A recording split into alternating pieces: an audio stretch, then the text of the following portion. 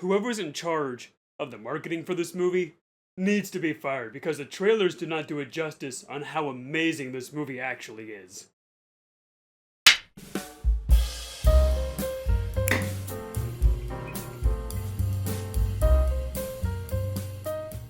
Greetings my fancy viewers, welcome back to the channel, and today I'm going to be talking about Transformers 1, the newest animated Transformers film directed by Josh Cooley and stars Chris Hemsworth as Optimus Prime and Brian Tyree Henry as Megatron. Now, a little fun fact about me is that as a kid, and I guess even now, I was a die-hard Transformers fan. Like, I had all the toys, I watched all the cartoons, the Michael Bay films were like peak cinema for me as a child. Like, I loved those movies, I even watch them now and I still enjoy them. So, I'm a huge Transformers fan, and seeing the trailers for this one, I was pretty skeptical because, like I said, the trailers were pretty bad. I was like, oh no, we haven't gotten an animated Transformers film since like 1986. And now we have this one and it doesn't look good, it looks like it's gonna suck. But luckily, Transformers 1 is a pleasant surprise because this is one of the best animated films of the year and also one of my favorite films of the year. The film takes place on Cybertron, way back when Optimus Prime and Megatron were actually best friends instead of sworn enemies. And they work as miners who are mining for the ancient source of power for the planet known as Energon. But after a few strange turn of events, they're on a grand mission to find the ancient artifact of the Transformers known as the Allspark.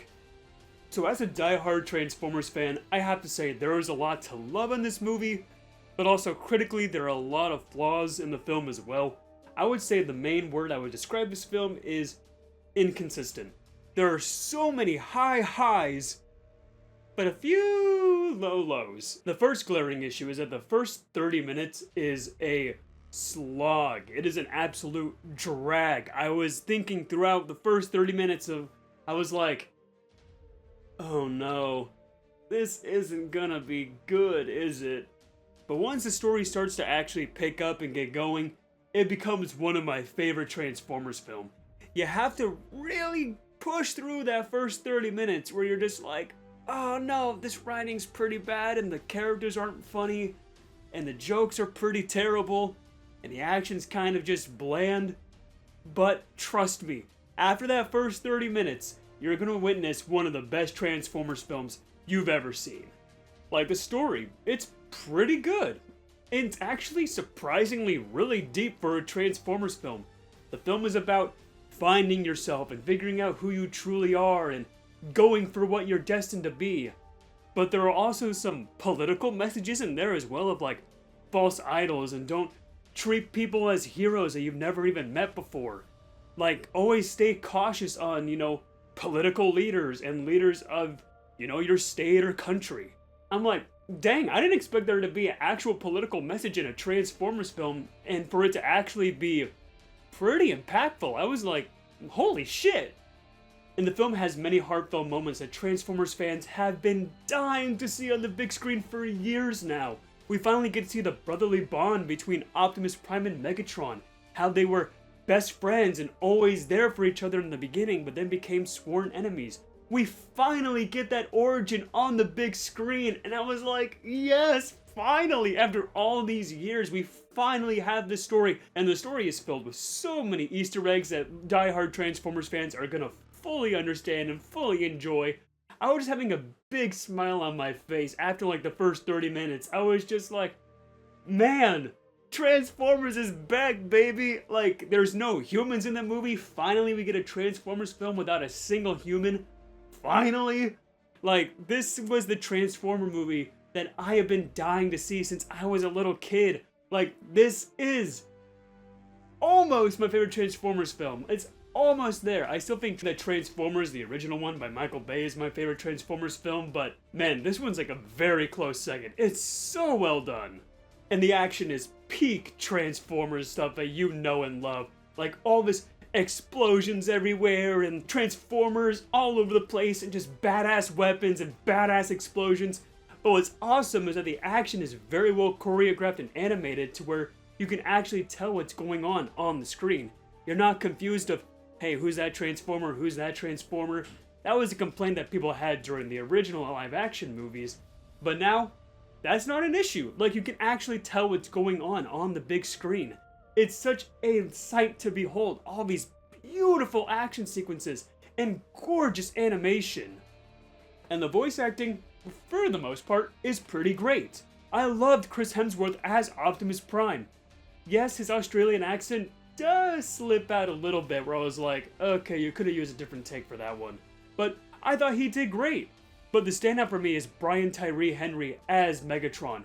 He is probably my favorite interpretation of Megatron ever. He does a phenomenal job with his performance of going from a nice, kind-hearted Transformer into the evil emperor that we know as Megatron. Like, just seeing this character just transition into the villain that we all know and love is just so expertly crafted here thanks to this brilliant performance by him. But even though the film has so many highs, it does have quite a few inconsistencies with its quality, like I said. The first 30 minutes, like I said, are a drag, and the animation, for the most part, looks pretty decent, but there are a few times here and there where I'm like, ooh, that kind of looks like a animated Nickelodeon movie. Not to diss those kind of movies, but the animation just seemed like it wasn't fully rendered, I guess, through some parts. But also, I think my biggest complaint about the animation is the look of the Transformers.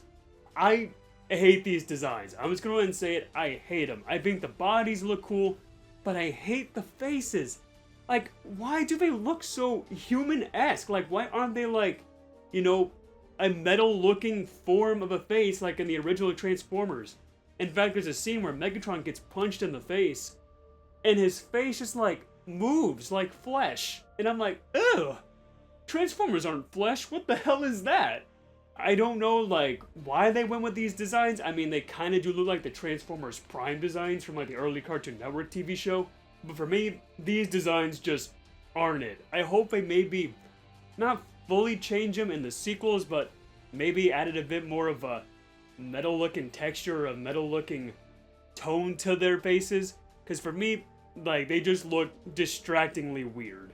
And there are some inconsistencies with the voice acting too.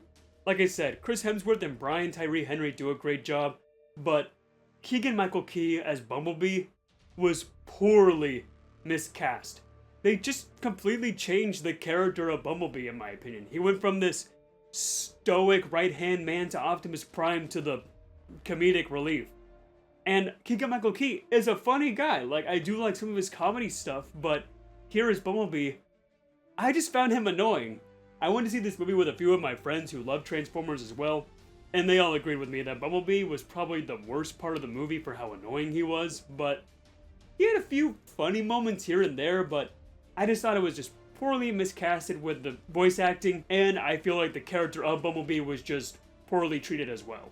And Scarlett Johansson gives a pretty bland performance, unfortunately. Like, her performance just seems like she didn't want to be there. Like, there are so many times where she just says a line, and it's just bland, one note. And I'm like, why? Like, could you not have done a better take? It's so weird, like, you have so many great performances in this film, and then you have Scarlett Johansson who's just, like, barely even trying. But I can let all these hiccups just be put to the side, because the final, like, 45 minutes is just pure Transformers action that I've just been wanting to see on the big screen for years. Just beautiful choreographed fighting action sequences, amazing music, beautiful animation. The last like 45 minutes of this film is just mwah! Like, it is just peak. It is just a Transformers fan dream come true, just seeing action sequences like this on the big screen. And it just had me grinning from ear to ear for the entire like last 45 minutes. I was just like, man, that first 30 minutes was so rough, but this last 45 minutes is like one of the best, most enjoyable climactic endings to any film I've seen this year, especially as a Transformers fan. But if you're not a Transformers fan, do I still recommend this film? Yeah. Like I said, it's got some great action sequences, a really good story, some great voice acting with a few missteps here and there, some great characters, and the best interpretation of Megatron I've ever seen.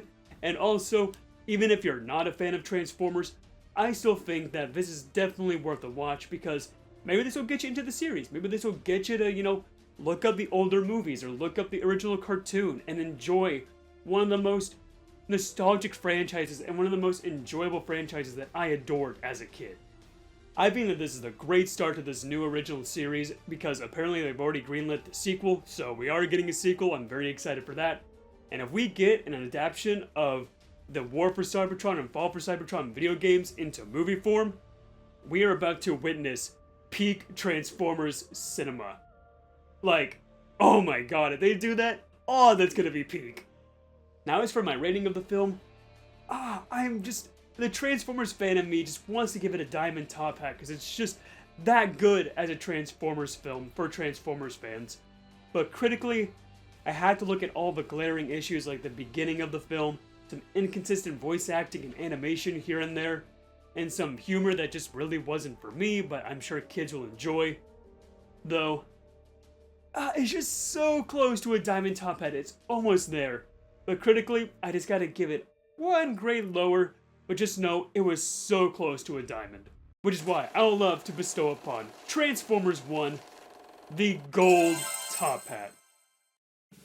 Transformers is back, baby. Aw man, that makes me excited.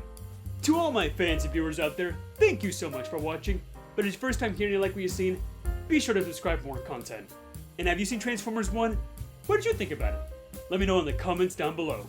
I hope you have a fantastic night, and as always, stay fancy.